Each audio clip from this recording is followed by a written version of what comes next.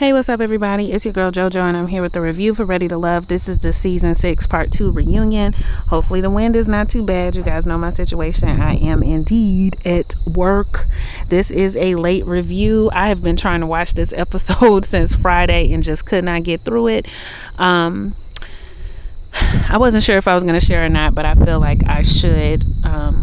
Just keep my family in your thoughts and your prayers, please. It's been a very difficult week for us. My nieces lost their mother. She was shot and killed on coming into Sunday morning, and I've been in South Carolina most of the week.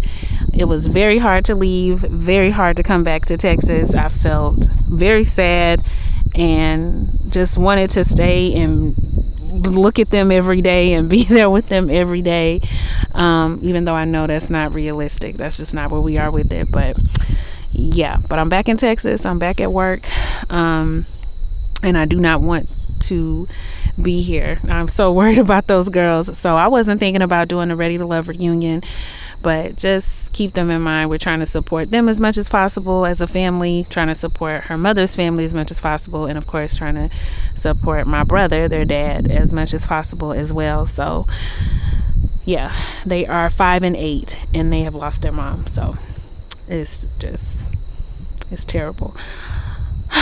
Okay, so enough of that. Just keep us in your prayers, and we will move into this review with a better late than never. And you know, these folks got on my nerves. So they started it off with the foolishness. You know, he say, she say. Carmen called Sabrina and Tina trying to break up these alliances. Sabrina let Ace know. Precious also is in the mix. Maybe she let Precious know, or Precious reached out to Carmen. It's just a bunch, okay? But I know Carmen is in the mix somewhere. Carmen say she had receipts and that Precious called her. She never called Precious. She never called Sabrina. Y'all, it's silly. I almost don't even want to start the review off with this, but I was glad Ace finally stepped in and was like, listen, I told Big Vern about the conversation about breaking stuff up because Precious did not tell me with malicious intent. She told me what was going on. She let me know because she knew that Laverne was my connection. Please don't come over here.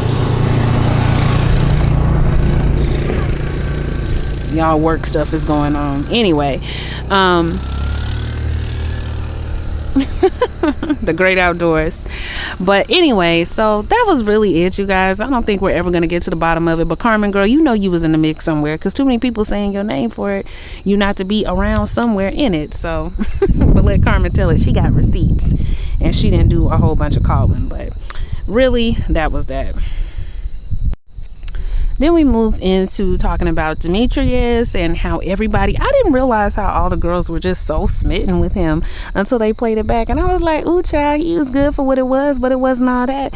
But they just thought Demetrius was so fine and so smooth. I just think he really dressed well, and that might have been the appeal. And, you know, his beard was full. It didn't have all them little patches and stuff in it. So maybe, you know, maybe they was feeling that. But child, you would have thought he was the second coming, the way some of them was talking about how fine he was. And they get into a little conversation about if Tina felt the same way about Demetrius that she felt before, like when she said that he was giving like player energy.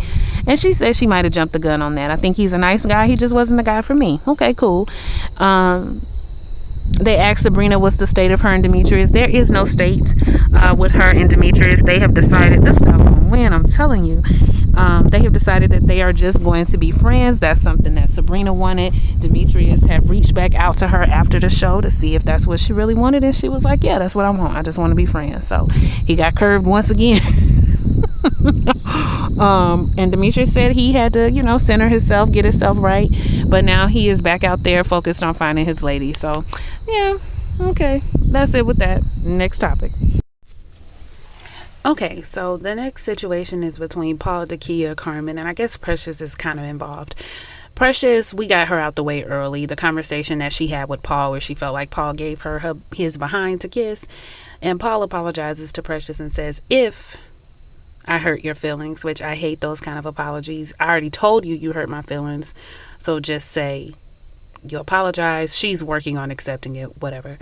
Next, did you say that you were not attracted to Dakia? Well, Paul says that, you know, I think a lot of times when you don't respond, I can't get my Paul voice down, but basically when you don't respond to something, then it's implied. And I think that because I didn't respond, that I wasn't attracted to her, or that I was attracted to her, Carmen kind of filled in the blanks. Like, she took it as what she took it as. Carmen says it's not true. According to Carmen, he directly said that he was not attracted to Dakia. It wasn't like a little play around statement. He said that he was not as attracted to her. What do you think happened? I think he might have said it, like, not in a malicious way, or not that he wasn't attracted to her at all, but like Dakia's not his normal type that he would be attracted to, if that makes sense, like as far as her dress and her style or whatever. But yeah, they moved past that. Dakia never believed Carmen, still doesn't, just felt like Carmen did that to kind of get the one up, because her connection wasn't as strong with Paul as she thought, and she was hearing Paul say all these nice things about her, so she was feeling some type of way, which also probably has some truth to it. Her and Paul talk about whether or not they tried again after the show. They went on one date. They figured out that they were good as friends. She always knew that Paul wasn't going to choose her. She wasn't going to choose him. He just got to say it first. And recently she was on vacation, and she has her somebody now that she really feels is the one for her. And Paul say he got a little dime shorty. Just, oh God. So yeah, that's their connection, or lack thereof. But we knew that was going to happen, right?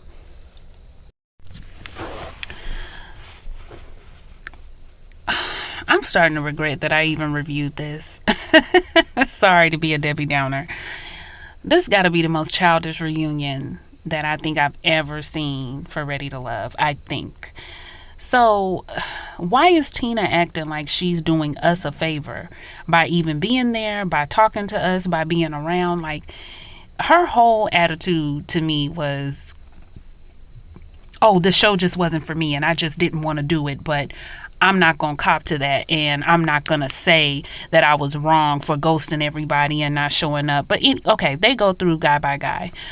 So Donovan said that he had already counted her out. Donovan said, leave me out of it, because he had already counted her out when she didn't show up. Paul, she says, was full of it. Okay, Paul didn't say that he wasn't interested in her. Paul didn't push her to the side after she didn't show up. Paul actually wanted her to self-eliminate early on so that she could leave with him. Paul says that that's not true. I'm starting to believe that Paul is getting caught in a lot of the things that he has said to people. So maybe the whole thing with Carmen was true, but she says it's absolutely true. You're not going to make me out to be a liar. And the only reason you came onto the show is to promote your little book that you got coming out. All right, Paul says he's not an author. He's a music producer, and he did not have a book coming out. So he doesn't know what she's talking about. Now, Paul, you bet not have no book coming out. And really, you guys, I don't know why people come on to Ready to Love as self-promotion anyway, because by the time the new season comes on, we forget about the people on the other shows. I can't tell you who was on Ready to Love 2, who was on Ready to Love 3, who was on Ready to Love 4, or what have you. I just really don't recall. I really don't remember. It's not really something that's heavy in my mind. But whatever. People think they're going to be remembered from this show, I guess. So, Paul says none of that is true. Then they move on to her ghosting situation. Demetrius meeting her ex.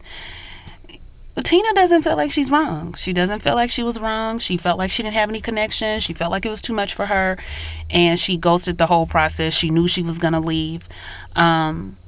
She doesn't offer up an apology. She tells nephew Tommy she receives the fact that she didn't give the process a chance. She didn't give herself a chance. Whatever, Tina. You was rude. You was wrong for doing the process the way that you did it, and for not showing up to even speak to nephew Tyler Perry when you were supposed to show up. So I'm not really sure why she was sitting on that couch acting like she wasn't wrong. Girl, you was wrong. Precious. Oh, Lord. I hate that Precious got out of character for this reunion. I hate that she got her feathers completely ruffled, especially with Demetrius of all people, because I already get the vibes that Demetrius he believes very highly of himself already. And Precious, you added to it, because I would have really walked away thinking I was that dude because I had affected you the way that you were affected on that stage. The problem that Precious is having is that she feels like Demetrius said something about her that was not true, took her being social to mean that she wanted to be in the club every night. And I didn't appreciate that comment. And that comment made a lot of the guys look at me and people watching look at me differently. When I said I wanted to be social, you should have received it as that. Demetrius, now I noticed, I don't know if anybody else noticed, but I did notice that he never said that he did not say that. Did y'all notice that? He just kept saying, I just said you weren't for me. I just said I was trying to figure out the depth. But he never copped to the fact that he did actually say he was wondering if she was the type to be in the club every night or a party girl or something along those lines. I do remember that. But Precious didn't like that comment. They end up going back and forth and it gets way more heated than it should. I kind of recognize Precious getting heated because sometimes I've gotten like that before over nothing. And so as I was watching her do it, I was like, oh, Precious, just don't even do it, girl. Don't even give him the energy. But she gave it to him. And Demetrius is going back and forth like, okay, well, what's wrong with you? Okay, well, so what? Okay, it shouldn't affect you. Okay, if you're not that, it don't matter, you know?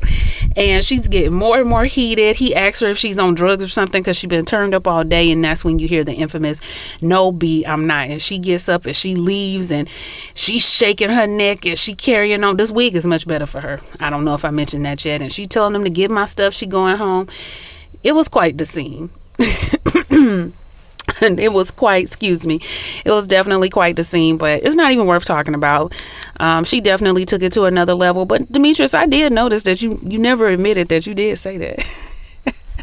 But according to Demetrius, he wasn't the only one who was feeling that way about Precious. So Precious, baby, it was just your time to go home. And if he felt like that about you, or if you felt like it was an assassination of your character, all you can do is speak your piece and move on, baby. But yeah. She dialed it up way higher than it needed to be. Okay. I know y'all here to win, but y'all already know my situation, right? I'm working. You probably hear the engine in the back too. I'm trying to walk away from it. So, goodness gracious, you guys. I'm trying not to cuss on this part. But really, Joy had me irritated. Joy and Clifton had me irritated on this next part. So they go through Dakia and Clifton's connection, and they did have a connection. They did. And you kind of get to see how this whole thing played out. They're showing the clips. They're showing them having conversations of, I know you have a connection with this person. I have a connection with that person. Let's just keep the door open. Let's make sure that we communicate. We're still exploring. Even Clifton said, we're still exploring. And after they show the whole thing and they show Clifton and Dakia parting ways and doing all of these different things and it not working out with the two of them, when it went off, I noticed that Joy said good edit, and I was like, what is she talking about? But then we see that she believes that the connection that Clifton and Dakia had was only in Dakia's mind. Disagree. Now, if you don't want to admit to the fact that your man was keeping his options open while maybe telling you that you were his only connection, I don't know what to say. That's something that you're going to have to take up with Clifton. I didn't like the fact that Clifton was saying if it was already apparent, I didn't need to let Dakia know. Yes, you did. You guys are big ages. You are very much grown. I believe that Clifton is over 40. You all said that you were going to let each other know when it felt like you were at your true connection and you weren't exploring options anymore. You said that you were going to do that. If you agree to do something, then do it. It kind of reminds me of when men, childish ones, by the way, do the thing where instead of breaking up with you, they just start getting on your nerves so that you can finally break up with them so they don't have to be the bad guy. I didn't like the way that Clifton was scapegoating the fact that he didn't have a conversation with her. And he's continuing to say, well, if it's already apparent, whatever. Okay, you're the parent. You needed to make it apparent that is what was going on. Now, I agree that Dakia could have seen the writing on the wall, especially when they got to the cabin, especially when they were having the games and all of that stuff. Yes, I agree that Dakia should have seen it. And you know what? Dakia did see it and she addressed it. She addressed it at the cabin like, hey, I noticed this and that. Like, what? Tell me what's going on, because I'm feeling like it's not really happening. So she did address it once she noticed that you guys were a little bit more chummy than maybe she thought you guys were. I didn't like the way he was doing it. I didn't like the way he was scapegoating it. I didn't like the way that Joy was speaking to her. I hated the fact that Dakia started to tear up, but I think she started to tear up because she was frustrated. I think she's one of those people that happens to me a lot, so I do understand it, but I hated that she did it because it kind of showed weakness, or that maybe, not weakness, because there's nothing wrong with vulnerability, but it kind of showed like, I didn't want anybody taking it as she was heartbroken that Clifton didn't choose her. She's obviously moved on. And then Joy was like, finally. Yeah, finally. It was just nasty and it was rude. And you don't even seem like, I hope you brought this heat to Clifton behind closed doors, because he also participated in not letting her know what was up. And I hope for your sake that you guys continue to flourish and stay together, because if not, this whole clip is not going to age well for the two of you. But her energy was nasty. I told you episodes ago that there was something about her that I was not sure about, and now it is finally rearing its ugly head. It took everything in me not to say F Joy, the word, because I know y'all don't like when I cuss, but I just really did not appreciate the way that she was acting on that stage. I didn't like her energy. She felt like Dakia said that she was going to take something from her. Dakia says that was out of context, and she's like, F your context. And I'm like, first of all, girl, close your legs. That's number one. Okay, act like a lady when you speaking to people and when you dealing with people, and stop acting like one of the boys. But I don't know, she irritated me. She looked real nasty. She looked real rude. And Clifton, you look real weak. Anyway, let's move on. Now I'm gonna piss some of my black people off when I talk about this segment, and that's fine. You guys can be pissed off. I'm standing on what I said because I see it's a problem. First thing, do you notice that Tina is younger than, what's his name, Wiley? But they keep calling Wiley a young cub and a young, why? Wiley is 32 years old. 32. While he is younger than a lot of the people on the cast, he is not a baby. And I'm starting to wonder, okay, you guys know I'm in the military, right? That's why I'm currently outside right now. I'm in the military. And I have noticed something very different. And if you've noticed it in your workplace, then you can comment on this as well. Sometimes I feel like because black people age differently, a little differently than some of our counterparts, we believe that we're on a different life track than everybody else. Like, sometimes I feel like black people think 30 is 18 or 21. And it's not. It's 30. It's 30. 25 is what? 25. Like, it's not a different age just because your skin is not as wrinkled as somebody else's. So, being in the military, I've noticed that a lot of the men here, and the women too, a lot of the men and the women here, you know, they take that settling down and that getting serious thing, they take it seriously. You know, they get it going. Okay, I know men who are over 30 and already feeling like leftovers. You know, I talk to some of the men out here and they like, I need to find a wife fast. They are not playing around, okay? But when you sitting up there on that stage, you would think Wiley was 19 years old. They asked him if he ready to settle down. Is he sure? I'm like, he's 32. Why are y'all acting like this man is a baby? He's not a baby. And y'all, ladies, if y'all really want men to start taking relationships a little more serious, you're gonna have to quit treating them like they 21. I'm serious. You really are. You're gonna have to quit talking to them like they still the youth. They are no longer the youth. He's 32. And I already told y'all about autism in that sperm. I don't know when y'all gonna look it up. Now that's my last time saying it because I don't want to bring it on myself. But I'm just gonna tell y'all, quit acting like we look good, but we're still aging. Okay, and we still need to take life a little bit more serious. 32 is not old, but 32 is too old to be acting like you a young cub and talking about, are you ready? Are you sure? Listen, he is not a child. I ain't saying he gotta be ready. All I'm saying is he's not a baby. Tina's actually younger than him. Y'all was definitely not treating sis like that. And I know somebody's gonna bring up fertility and all that. Listen, I know that those things are different. I am not stupid. But what I am saying is 30 is 30. Okay? 32 for a man is not 18. And 30 for a woman is not 60. Okay? I'm so tired of this. We need to grow up. But anyway, you guys, they're talking to Wiley, and Wiley just feels like he wasn't really given the opportunity, that people kind of swerved on him before he could even get anything out, or before he could even say what he was about. He's a lot more mature if people just give him credit. Like, I feel like people see my age and think, oh, he's not ready, or he's not. And I'm just like, I don't know who these people are. I don't know who if it's women running around here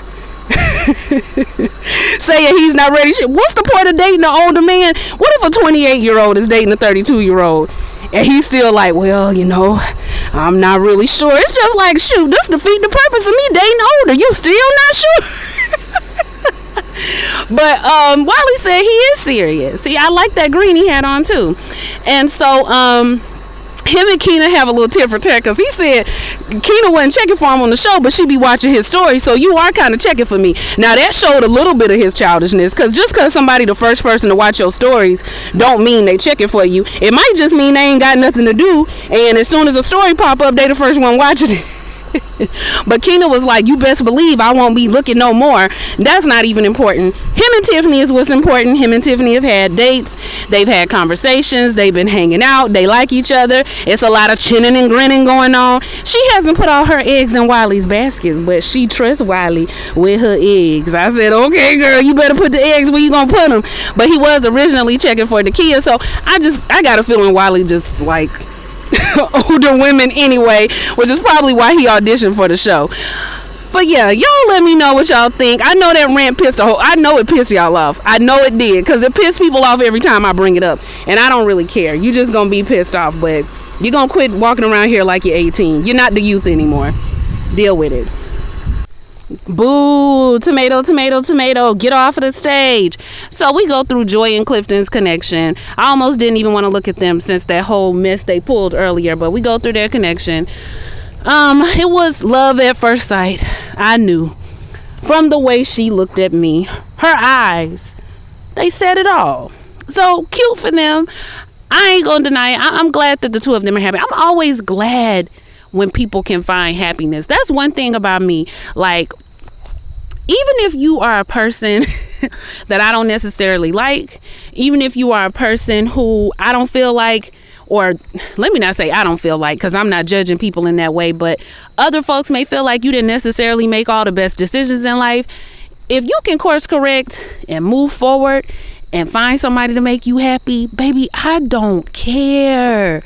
I want people to be happy. I don't want people to be miserable. So even though I don't care for Joy or Clifton right now, I don't want them to be miserable. I want them to be happy. So good for them. It's like that whole thing with Mario and Reva. Y'all know I was pissed at them. I went off on that review. I don't even know if it's still up. I went off. But at the end of the day, I'm glad the two of them are still together, because shoot, it's hard out here. You don't want to keep dating and dating and dating and dating and dating and dating and dating, getting a senior citizen home. You dating and still dating. No, right? So I'm happy that they are happy. They go through all their clips. You can see that they're very much in love, and Joy is going to be taking a break from her performing, because it's time to devote a little time to the relationship. They have talked about having children, maybe planning for a March baby. I said Joy is a better woman than I will ever be, because I do believe if Joy is not 40, she might be like 39. And I ain't say it was too late, because I know this is her first child, but I'm just saying she a better woman than me, because at this point I'd just be a stepmama to whatever kids Clifton got and just keep it moving. But she might just, people want their own children, so I get it. So they're trying for maybe a baby in March of next year.